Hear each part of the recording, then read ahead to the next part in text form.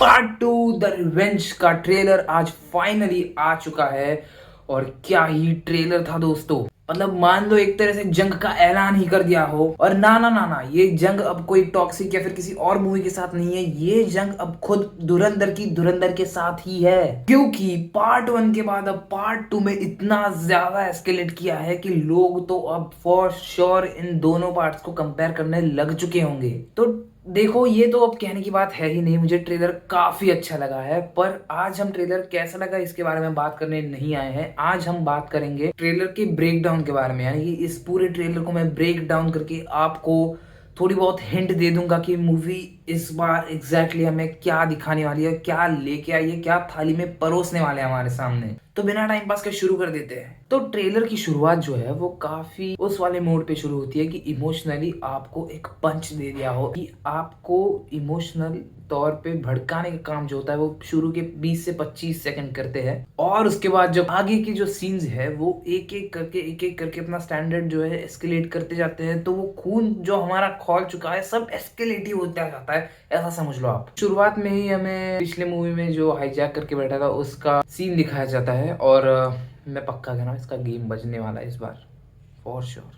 वैसे ये real story के साथ तो छेड़छाड़ होगी, पर वैसे भी इन्होंने कहा था कि सब फिक्शनल है, तो फिक्शन की तरह ही देखो इसे। एक्चुअली मुझे अभी एक चीज याद आई कि पिछला जो ट्रेलर था, पिछले पार्ट का जो ट्रेलर था, उसकी जो ओपनिंग थी वो काफी कोल्ड थी।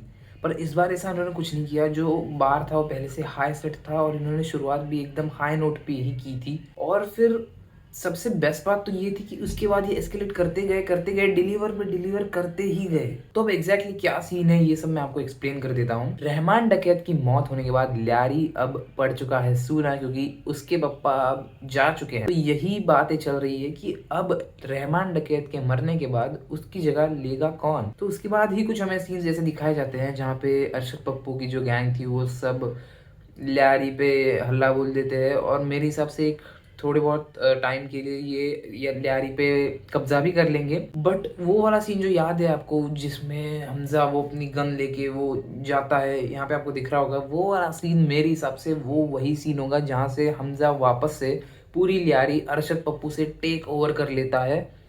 और वो वही सीन होगा जहाँ पे अरशद पप्पू की तो वो। उसके बाद एक और चीज याद आई कि पिछला जो ट्रेलर था उसमें उन्होंने सबसे पहले विलन से शुरुआत की थी, सारे विलन्स को एक एक करके इंट्रोड्यूस कर दिया। और रैथ ऑफ गॉड बाद में, यानी रणवीर सिंह का सबसे बाद में इंट्रोडक्शन हुआ था। इस बार एग्जैक्टली उल्टा किया है इन लोगों ने। सबसे पहले रणवीर सिंह का दिखाया, उसमें सिर्फ इतना ही नहीं था कि रणवीर सिंह, अब ये तो ऑब्वियस बन चुका है, रहमान डकैत के मरने के बाद अब रणवीर सिंह पूरी गैंग को टेक ओवर कर लेगा और वो ल्यारी का बेताज बादशाह बनेगा। तो ये तो एक ऑब्वियस सी बात है। पर जैसे ही रणवीर सिंह एंटर करते हैं वहां पे उनके तीन अलग अलग फ्रेम्स में तीन अलग अलग सीन्स के अलग अलग शॉट्स दिखाए हैं, जिनमें वो हर एक फ्रेम में एक अलग अलग वेपन लेके चल रहे हैं। और तीनों में अलग अलग वेपन हैं जो किसी अलग अलग आदमी को मारने वो जा रहे हैं।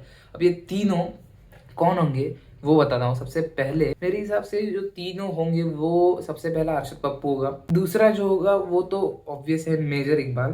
अब वो वाला कौन सा सीन है वो देखने लायक होगा, क्योंकि तीनों में कैसा था कि एक में वो कंक्रीट का वो लेके जा रहा है, दूसरे में अपना मेटल बॉल लेके जा रहा है जो पिछली बार हमने देखा था, फायर बॉल वो घुमा के लेके आ रहा है वो है, और एक तीसरा ये था। तो मेरे हिसाब से मेजर इकबाल को मारने वाला जो सीन होगा उसमें कौन सा वेपन वो यूज करेगा, क्योंकि हमने वो फाइट भी देखी है, ट्रेलर 1 में ही देखी थी, पार्ट 1 की ही ट्रेलर में देखी थी वो फाइट। वो क्लाइमैक्स वाली फाइट होने वाली थी, पर इस बार इन्होंने कुछ और शॉट्स भी ऐड किए हैं। वो वाला भी सब दिखाया था इन्होंने ट्रेलर में, इसी वाले में। तो यही सबसे बेस्ट चीज लगी कि इस बार कोई क्लिकबेट नहीं है, इस बार एक्स्ट्रा फुटेजेस डाले हैं। और फिर हमें यहाँ पे जसकीरत सिंह रांगी का पूरा जो पास था वो वाला भी दिखाया जाता है, जिसमें वो एक मैसाकर ही कर देता है, ऐसा कह दो। पूरे फैमिली को ही अकेला बंदा मिटा देता है, ऐसा तो मुझे लग रहा है वो सीन्स देख के। पर वो क्यों, किस वजह से, कोई पर्सनल मोटिव ही होगा, ये तो ऑब्वियस है।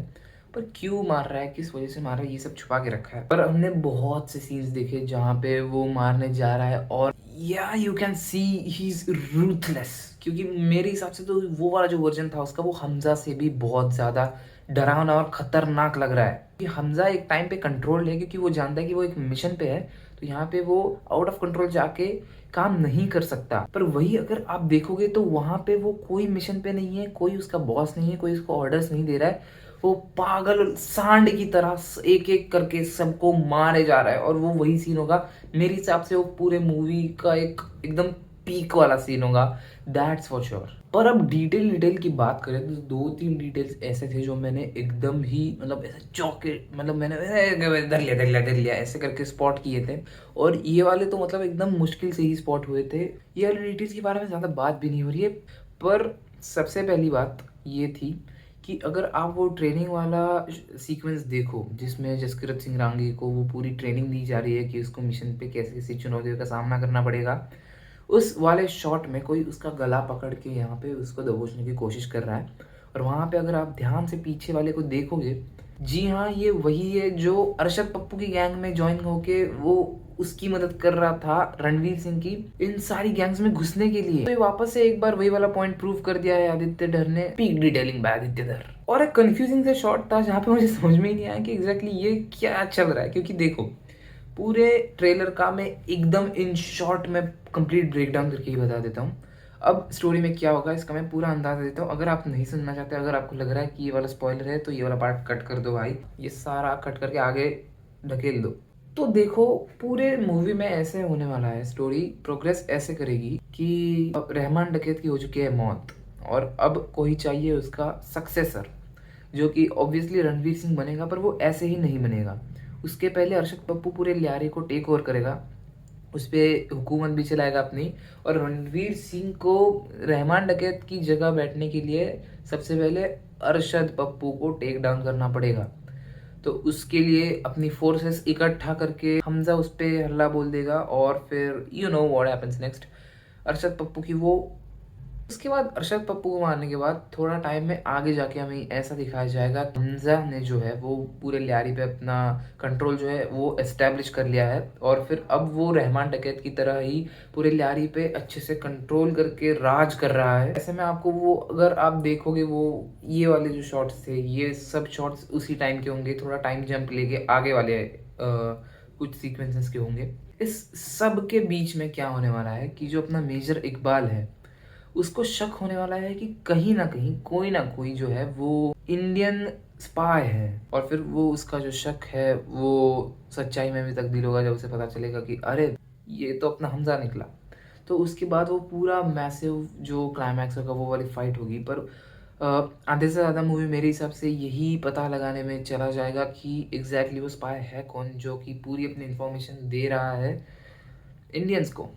ये पता लगाने में मेजर इकबाल पूरा टाइम निकाल देगा।